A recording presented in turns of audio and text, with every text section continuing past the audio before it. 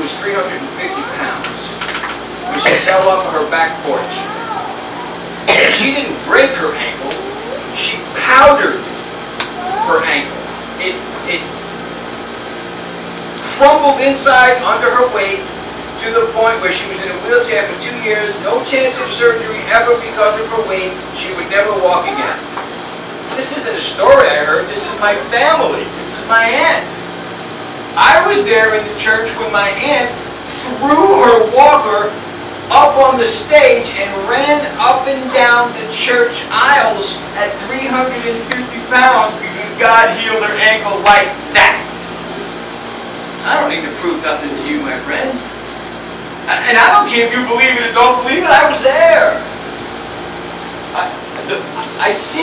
I know of a woman who had ovarian cancer and had her ovaries removed due to ovarian cancer, and you know what? I have a niece and a nephew now by that lady. It was my sister. So don't tell me what God can, and He don't owe you no explanations, and He don't have to say, okay, hey, listen, here's a miracle just for you. Everybody else close your eyes, it's just for him. It don't work like that. So what defines a fool? Titus, chapter 3. Starting with the first verse. Remind them to be subject to rulers, to authorities, to be obedient, to be ready for every good deed, to malign no one, to be peaceable, gentle, showing every consideration for all men. For we also once were foolish ourselves. Here comes the list. Disobedient, deceived, enslaved to various lusts and pleasures, spending our life in malice and envy, hateful, hating one another. Want to know what defines a fool? Just told you. Disobedient, deceived, enslaved by all kinds of passions and pleasures. We lived in malice and in envy, being hated and hating one another. Listen, I said 25-30 minutes ago something that you might not have thought was scriptural. The world hates the church. They hate the church. They slander, they talk evil, they hate. They literally, for no reason that they can, and I don't hold anything against them. I can honestly look you in the face and tell you I don't really hold things against people. If what you have said and or done irritates me or goes against what the scriptures say, I will tell you. But I don't hold it against you because you're a fool. There are fools in the church. There are fools outside of the church. There are fools in your family. There are fools on the job. There are fools. There are fools who have a position of authority. They're disobedient, so they're fools. Not by my definition. By this definition. When you are a hate monger, if you are angry about something, I don't know where my wife is. Is she there? No, she's back here with Noah. She's back with Noah. She's chatting with Noah? She's back there with Noah. Okay. When I'm angry about something, those of you who know me, do I hide it? No. Even a little bit? No. Because I want to get over it. If I'm angry about something, I say so, and then it's done. Till the next thing. And there will be a next thing, and then if I get angry about that, I will say so, and then it's done. To harbor that, to hold that, to, I don't know, covet that. Ridiculous. It saps your own, it just saps all your energy. You're going to be angry? Go ahead and be angry and say so. And then get over it. And move on to the next thing. Don't be a hater because you're angry. Because something, just let me go over the list again.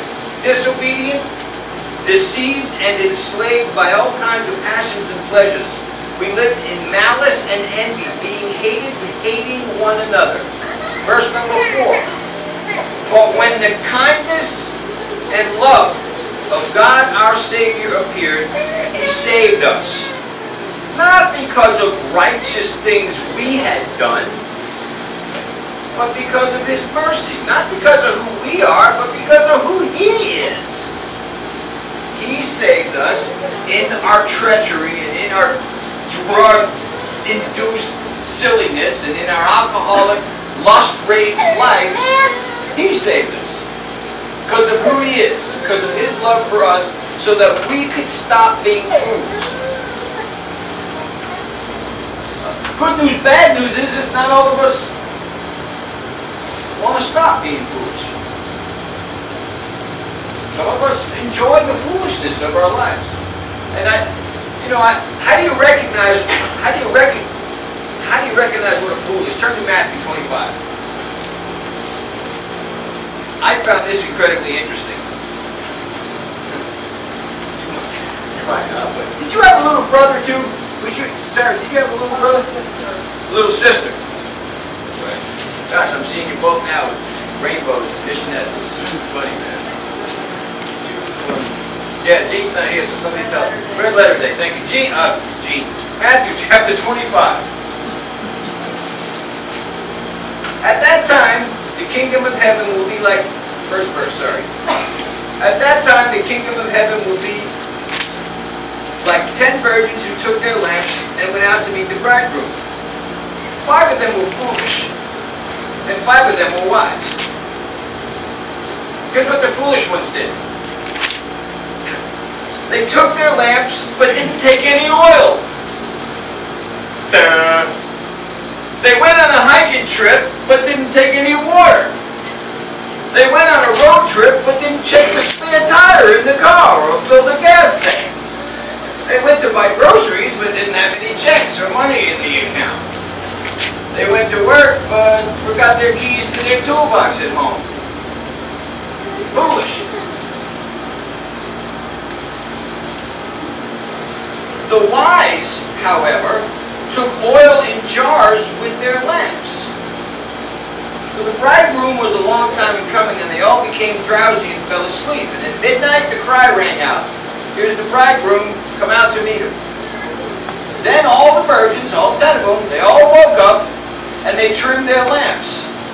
And the foolish ones said to the wise, "Give us some of your oil, our lamps are going out." Now pay attention to what happens here. I'm trying to paint the picture of how we can recognize foolish people. Hey, I'm out of gas. I'm out of food. Give me some of yours. What did the wise virgin say? No. They did not say yes. Is that or is that not totally contrary to what you've been taught in church? Yes, sir. Just don't get too theoretical or philosophical. Let's get everything that you've been taught in church. You should always say yes. No, you shouldn't. You should always open your door. No, you shouldn't. No, you should not always open your door. You should not always say yes. Here's what the wise ones did. Verse number 9. No, you're not getting any of our oil. There may not be enough for both of us and you. Instead, go to those people who sell oil and buy some for yourself. Foolish ones wanted your oil.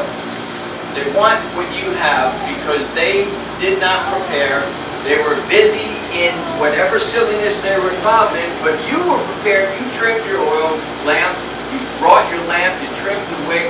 You carried the extra provisions with you so that when the thing happened, you were ready and they weren't.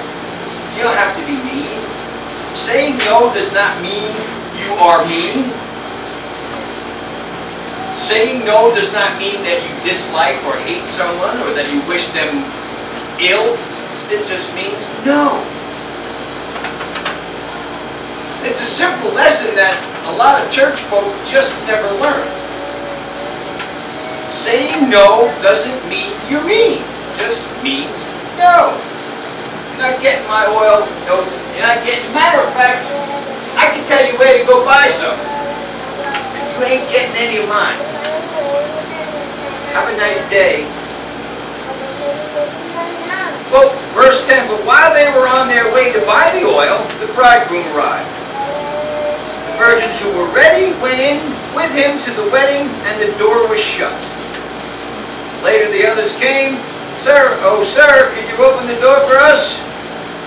No. But I tell you the truth, I don't know you.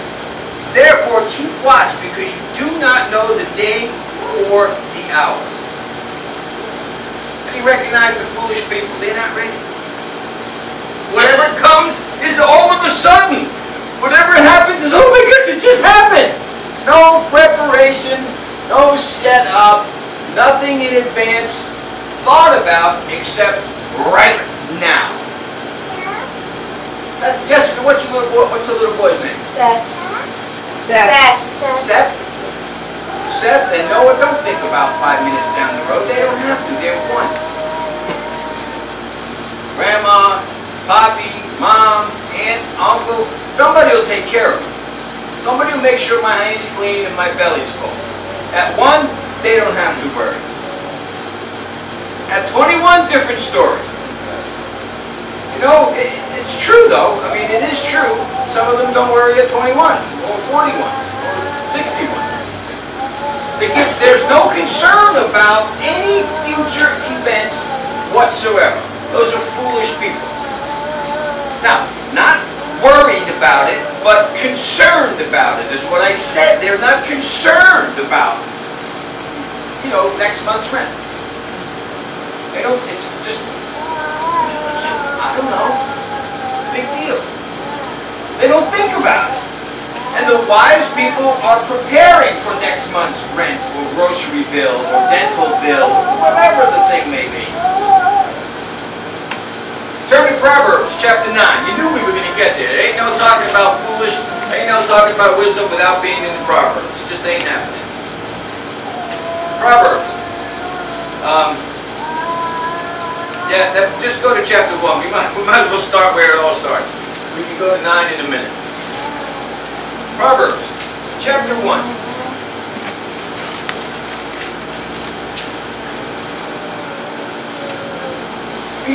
Verse 7, I'm sorry. Fear of the Lord is the beginning of knowledge, but fools despise wisdom and discipline. Wisdom and instruction. Fools despise wisdom and instruction. It's just one of the things I want you to be aware of when you're looking for the fools that you should run from. Here's one of their traits. They despise wisdom and discipline. Verse 10. My son, if sinners entice you, do not give in to them. If they say, come along with us and let's lie in wait for someone's blood, let's waylay some harmless soul, let's swallow them alive like the grave. Let's swallow them alive and whole like those who go down to the pit. We'll get all sorts of valuable things and we'll fill our houses with plunder. Throw in your lot with us. Come on, we'll share a common purse. Please, don't.